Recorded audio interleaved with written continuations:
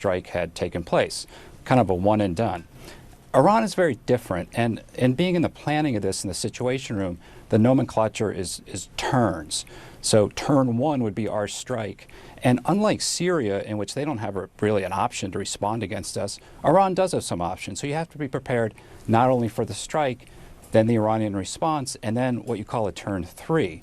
And that would be a much more significant operation. Bottom line, you can't do all that without a carrier strike group, an aircraft carrier in the Middle East region. We don't have one. So I think what happened here is, as all the facts came in and other regional partners are weighing in, as your reporting had just said, the president held back. But now there is an aircraft carrier coming in.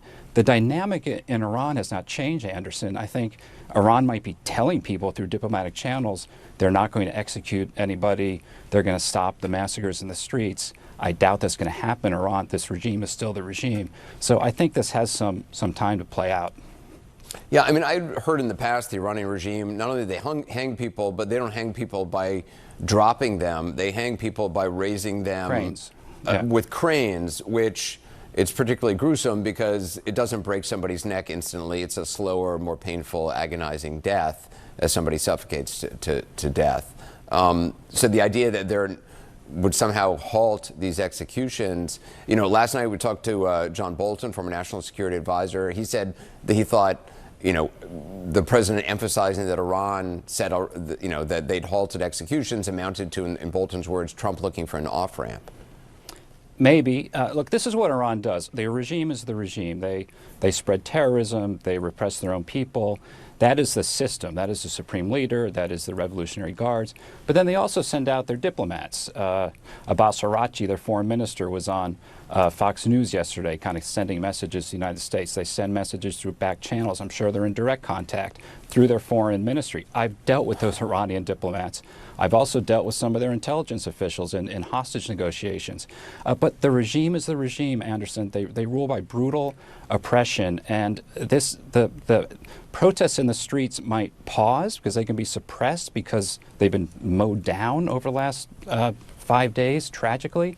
But this is going to continue. And the fact that we are moving military forces into the region tells me that, you know, the decision making here is still very dynamic. And I think if Iran does make a wrong move, the president still has some options. So again, I look at that Syria example in 2017, which I very much lived through. I was working on Syria at the time. But here you got to be prepared for that turn two and turn three, and you're going to need more assets in the region. So Anderson, this has a ways to play out, I think. Yeah, and I think it was you who pointed out days ago that the Iranian Revolution in '79, I mean, that took place over the course of a year, which I had completely forgotten about. I was much younger during then and wasn't a reporter, but I looked it up. I mean, that's a fascinating statistic. Again, I think I've said this is the beginning of the end of the Islamic Republic. I think change is coming for a number of reasons. They've lost support of their people. This is going to continue. The supreme leader, who's 86 years old, there will likely be a secession crisis once he passes from the scene. So this is all moving, and the U.S. has some options, but I don't think the president's decided exactly what to do. That's very clear. Linda Kincaid, the White House says U.S. President Donald Trump is deciding whether to take any military action in response to Iran's targeting of anti-government protesters. The White House insists that all options remain on the table. In the Oval Office on Wednesday, Mr. Trump seemed to suggest that things were looking up. We're going to watch and see what the process is, but we were given a very good statement by people that are aware of what's going on.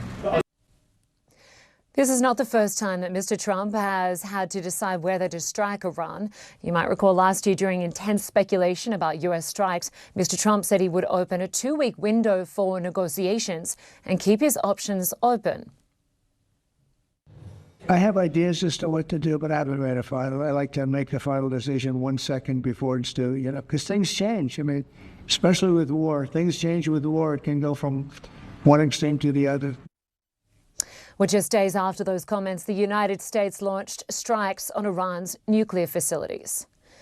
So what we don't know is President Donald Trump trying to keep Iran guessing over U.S. military action. Joining me now is Nahal Tusi, a senior foreign correspondent at Politico. Good to have you with us. Thanks for having me. So Trump launched those strikes on Iran's nuclear facilities back in June last year. Is he likely to do it again? What is he weighing?